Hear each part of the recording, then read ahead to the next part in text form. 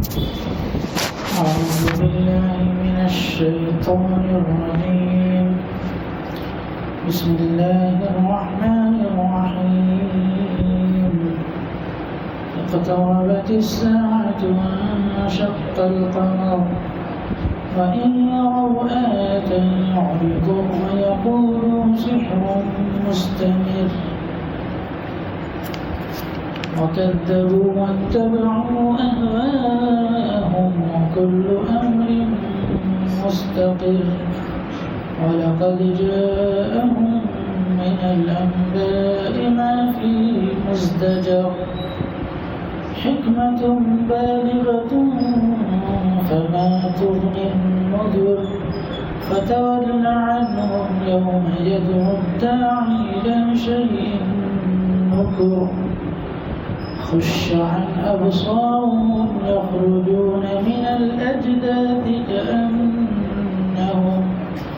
كأنهم جراد منتشر مهطعين إلى الداعي يقول الكافرون هذا يوم عسير كذبت قبلهم قوم نوح فكذبوا عبدنا وقالوا مجنون وازدجر فدعا ربه أني مغلوب فانتصر ففتحنا أبواب السماء بماء منهمر وفجرنا الأرض عيونا فالتقى الماء على أمر قد قدر وحملناه على ذات ألواح ودسر تجري بأعيننا جزاء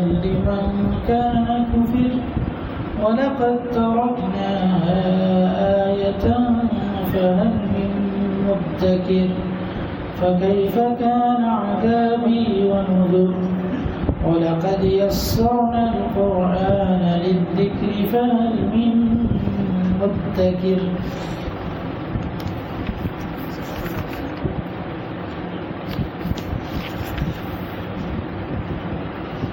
یہ سورہ قمر ہے 27ویں پارے کی. قمر عربی زبان میں چاند کو کہتے ہیں اور اس صورت میں اسی واقعے کی طرف اشارہ ہے. رسول اللہ صلی اللہ علیہ وسلم کے مدینہ ہجرت کرنے سے 5 سال پہلے حج کے موقع پر مینا میں آپ صلی اللہ علیہ وسلم تشریف فرما تھے. قریش نے آپ صلی اللہ علیہ وسلم سے کسی معجزہ کا مطالبہ کیا اور وہ رات کا وقت تھا. 14ویں کا چاند آسمان میں پوری آب و تاب کے ساتھ چمک رہا تھا. چنانچہ اللہ کی طرف سے یہ معجزہ ظاہر ہوا کہ چاند کے 2 ٹکڑے ہو گئے. ایک ٹکڑا ہیرا پہاڑی کی طرف اور دوسرا ٹکڑا دوسرے پہاڑ کی طرف نظر آنے لگا. لوگوں نے اسے اچھی طرح دیکھا اور پھر فوراً ہی وہ دونوں حصے آپس میں مل گئے. امام ابو بکر جصاص رازی رحمۃ اللہ علیہ بہت بڑے مفسر ہیں. انہوں نے لکھا کہ 10 صحابہ نے یہ روایت نقل کی ہے اور یہ روایت تواتر کے درجے کو پہنچی ہوئی ہے. کسی صحابی نے اس کا انکار نہیں کیا. مشہور مفسر علامہ آلوسی رحمۃ اللہ علیہ ہیں جن کی تفسیر روح المعانی ہے.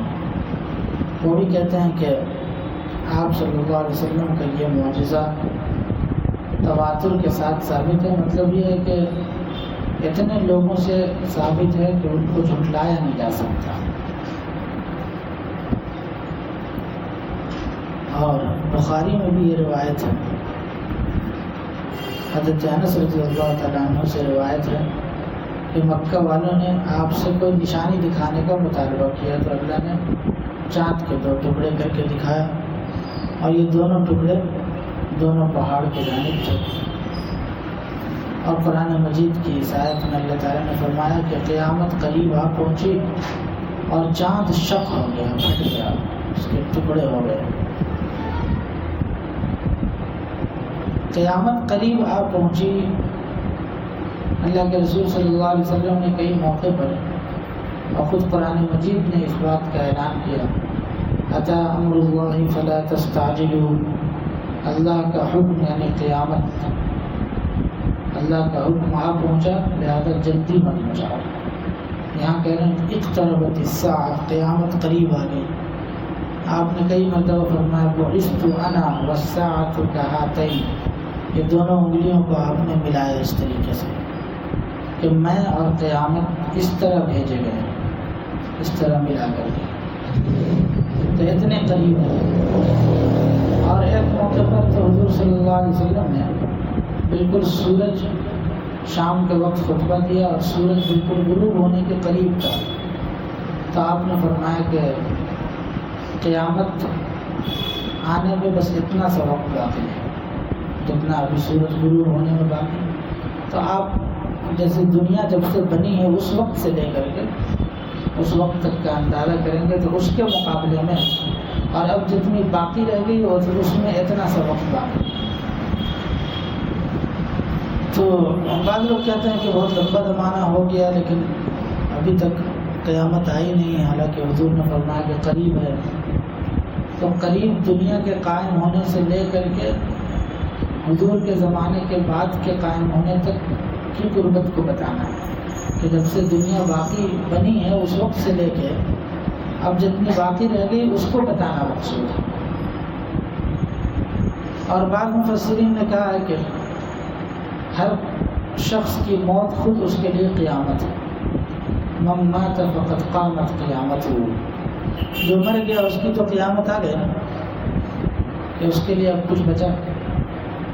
تو اس اعتبار سے تو قریب ہی، کتنی قریب ہے کسی کو معلوم، کسی کو نہیں پتا۔ اس لیے بچے کی پیدائش کے وقت اذان ہوتی ہے اور اقامت ہوتی ہے، تو ایک کان میں اذان اور دوسرے کان میں اقامت ہو جاتی ہے۔ اذان اور اقامت کے بیچ میں کتنا سا ٹائم رہتا ہے؟ اذان اقامت کے بیچ میں تو پھر بھی ٹائم رہتا ہے، لیکن اقامت اور جماعت کھڑی ہونے میں کتنا ٹائم رہتا ہے؟ کم رہتا ہے، زیادہ سے زیادہ اتنا رہتا ہے کہ امام صاحب یہ کہہ لیں کہ بھائی صفیں درست کر لو، تو اس وقت جلدی جلدی صف درست کر لے آدمی، پھر اللہ اکبر کہہ کے نماز شروع ہو جاتی ہے۔ تو یہ 2 کام تو اسی وقت ہو جاتا ہے۔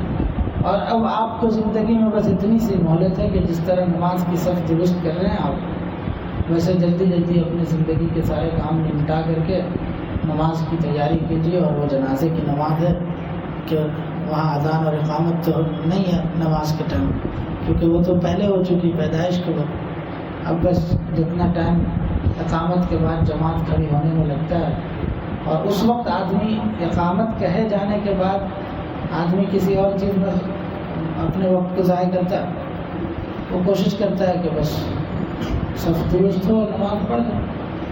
ویسی ہی زندگی کا معاملہ ہے کہ کب ختم ہو جائے کب چلی جائے کوئی بھروسہ نہیں، کتنی گزر چکی وہ تو سب کو پتہ ہے، لیکن کتنی باقی ہے وہ کسی کو نہیں معلوم۔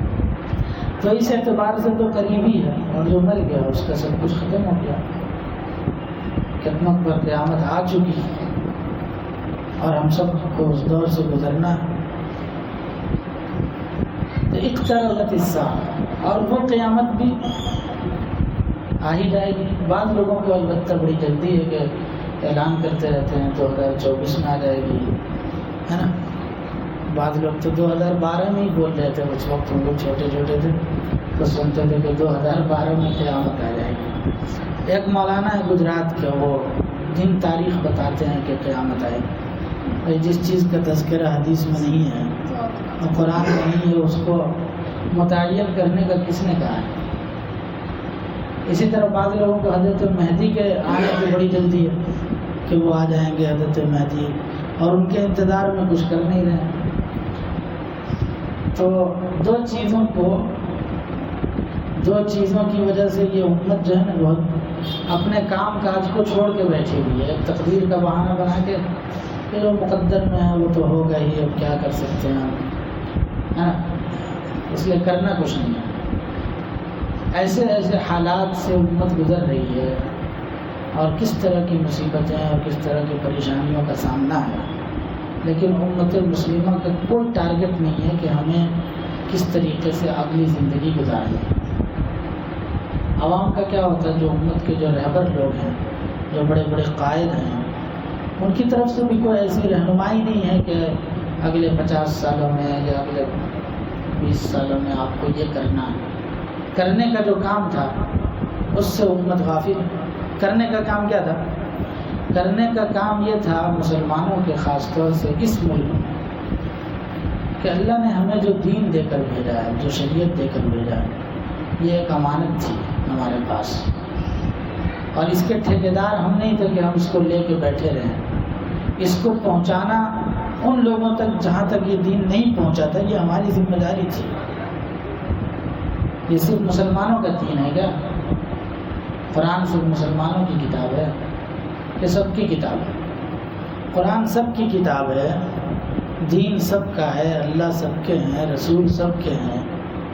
تو ہم سب کی ذمہ داری تھی کہ ہم لوگوں کو بتاتے کہ بھائی اللہ صرف ہمارا تھوڑی، اللہ تو تمہارا بھی ہے، رسول تمہارا بھی ہے، یہ کتاب صرف ہمارے لیے تھوڑی اتری ہے، تمہارے لیے بھی اتری ہے، یہ لو کتاب پڑھ کے دیکھو۔ ہم ان کو دین کی دعوت دیتے، ان کو دین سمجھاتے۔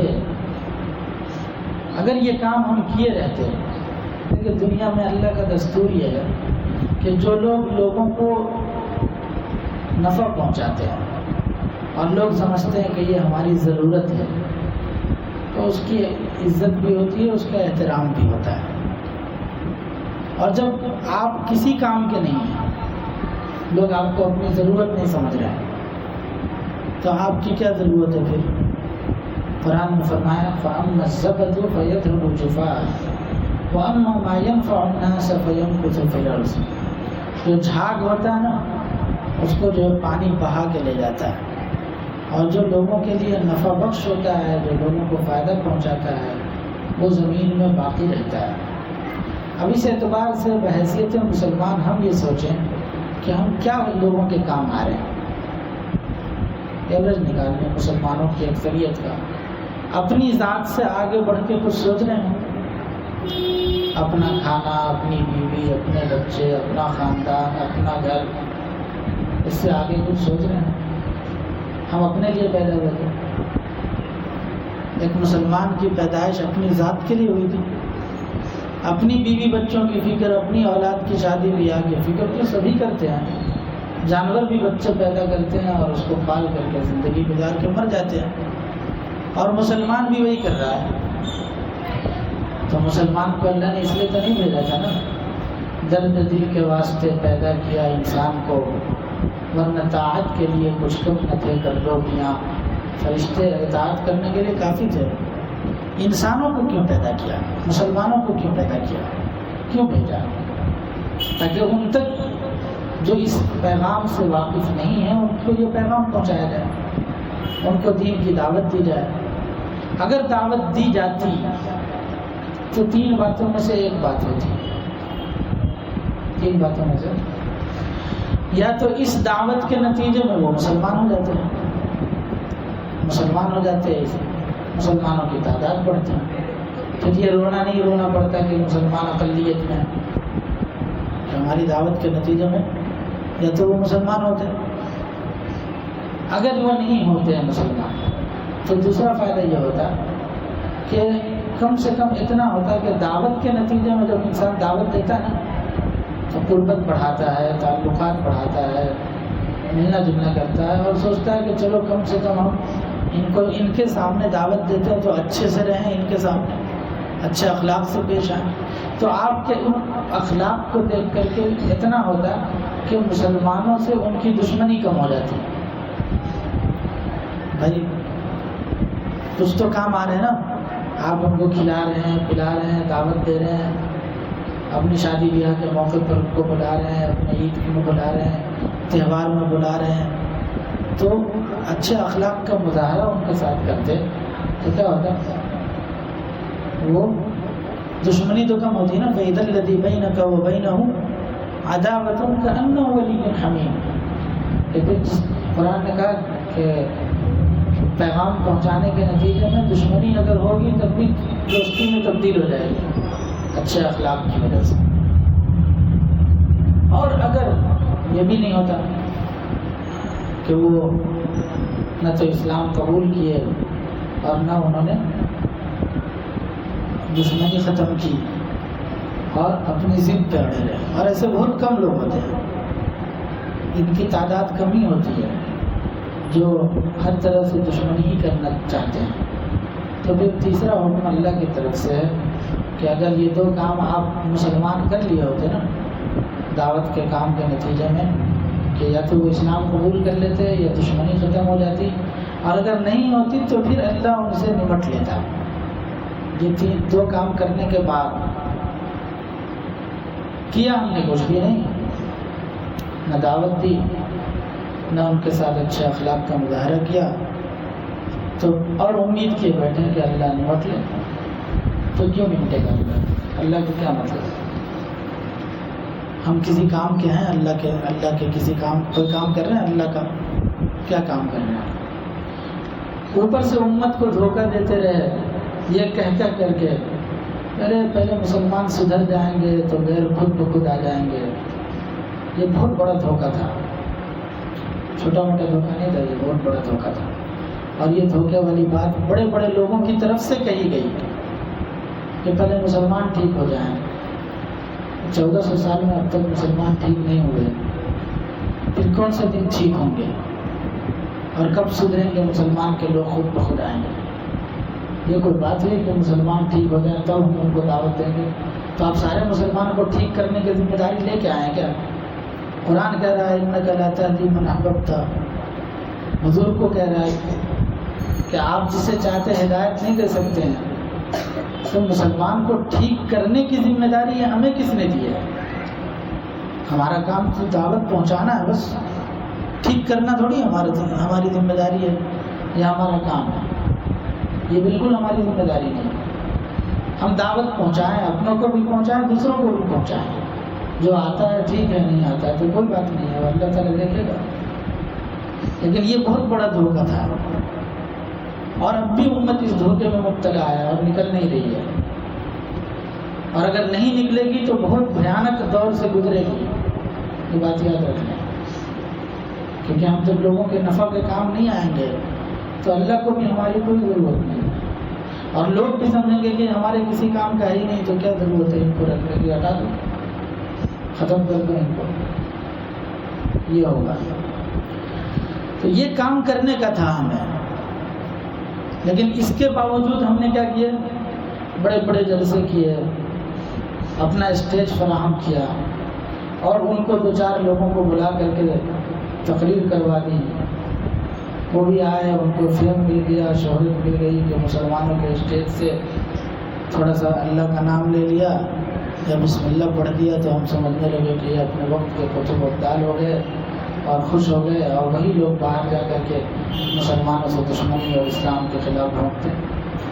لیکن اب بھی ہم نہیں سدھر رہے ہیں.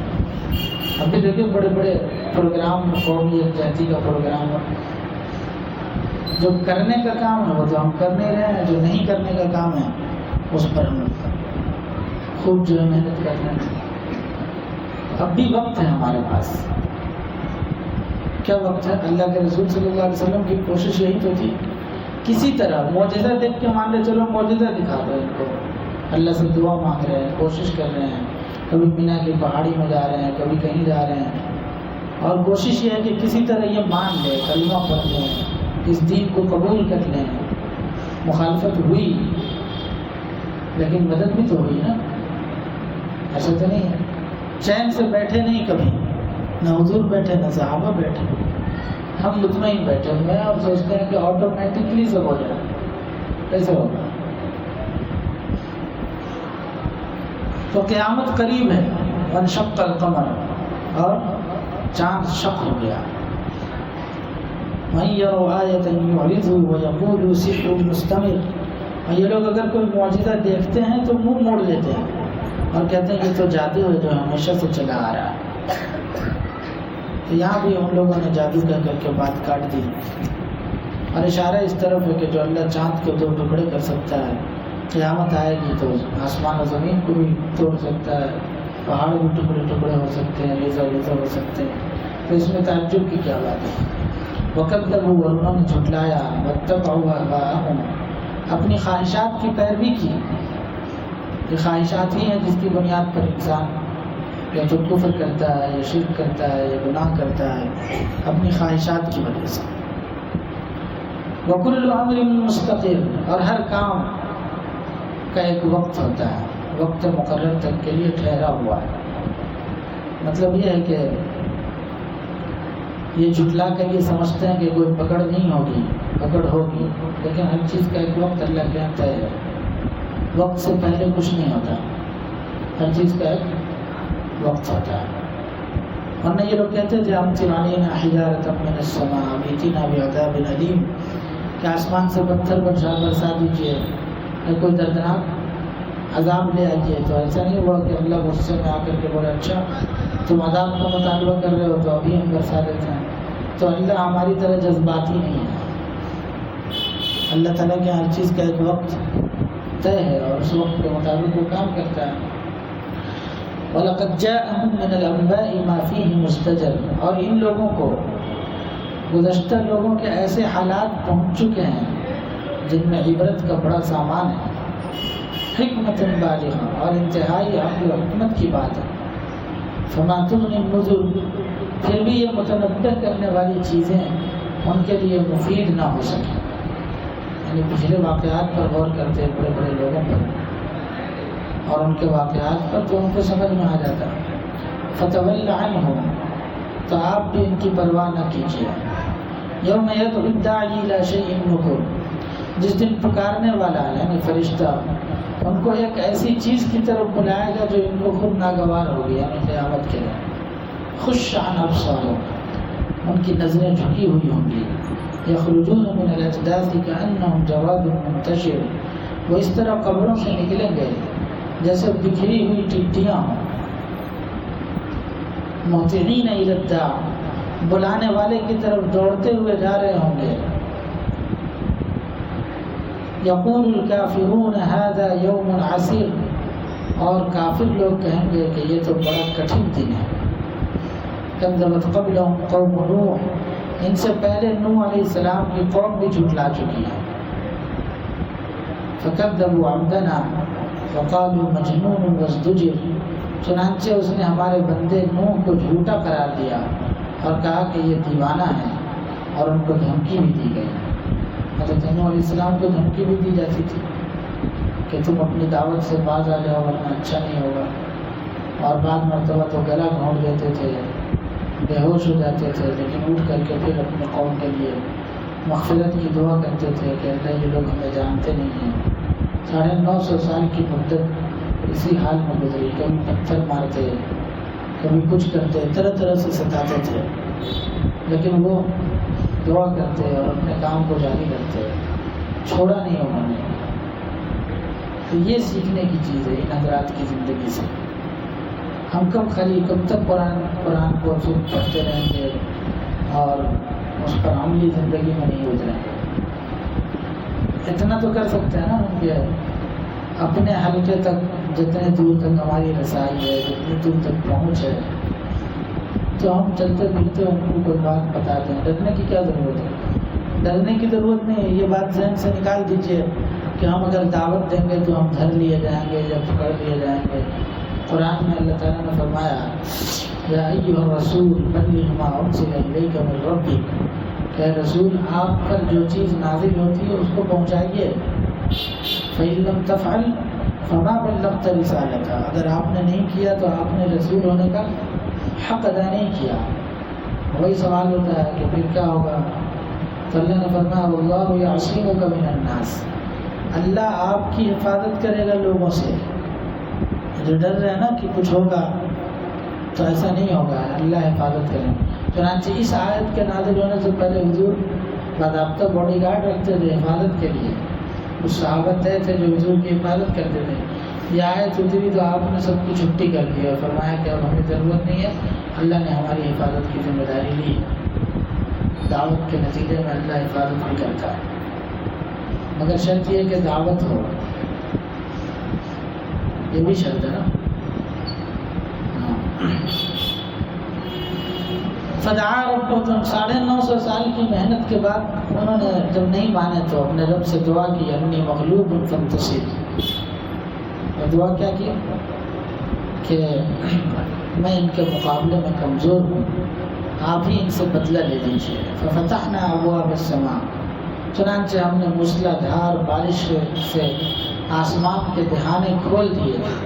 ففجرنا الارض عیونا فالتقى الماء على امر قد قدر، اور زمین سے چشمے جاری کر دیے۔ پھر اس کام کے لیے یعنی عذاب کے لیے پانی جمع ہو گیا جو پہلے سے طے تھا۔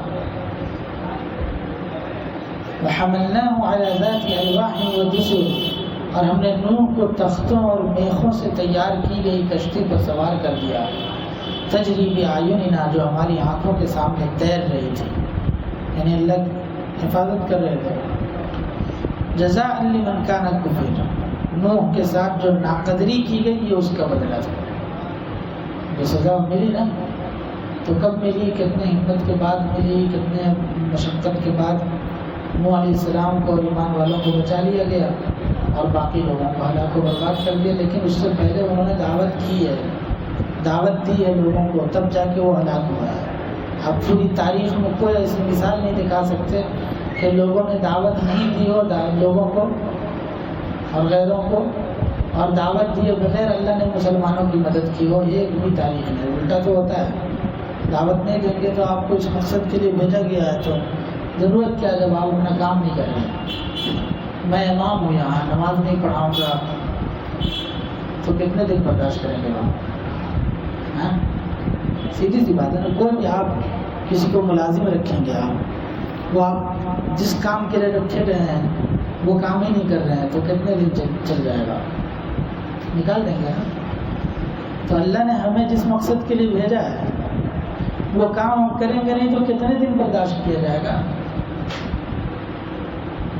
لوگوں کے لیے بھیجا ہے، لوگوں کی ہدایت کے لیے بھیجا ہے، لوگوں کو دعوت دینے کے لیے بھیجا ہے، مگر وہ کام ہم نہیں کر رہے ہیں۔ کام کریں گے اور پھر ہماری ناقدری جو ہوگی تو پھر اللہ ان کو سزا دے گا۔ وَلَقَدْ تَرَكْنَاهَا آيَةً فَهَلْ مِن مُدَّكِرٍ، اور ہم نے اس کو ایک نشانی بنا کر چھوڑ دیا، تو ہے کوئی نصیحت حاصل کرنے والا؟ فَكَيْفَ كَانَ عَذَابِي وَنُذُرِ، تو غور کرو کیسا ہوا میرا عذاب اور کیسی رہی میری تنبیہ۔ وَلَقَدْ يَسَّرْنَا الْقُرْآنَ لِلذِّكْرِ فَهَلْ مِن مُدَّكِرٍ، اور ہم نے قرآن کو نصیحت حاصل کرنے کے لیے آسان کر دیا، تو کیا ہے کوئی نصیحت حاصل کرنے والا؟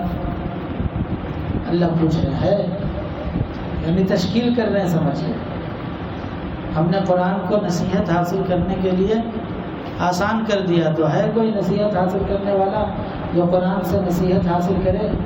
ارے کریں گے انشاءاللہ۔ کیا نصیحت حاصل کریں گے قرآن سے بتائیے؟ سال بھر سے تفسیر ہو رہی ہے اور مجمع دیکھیے کتنا تھوڑا سا نہیں ہے۔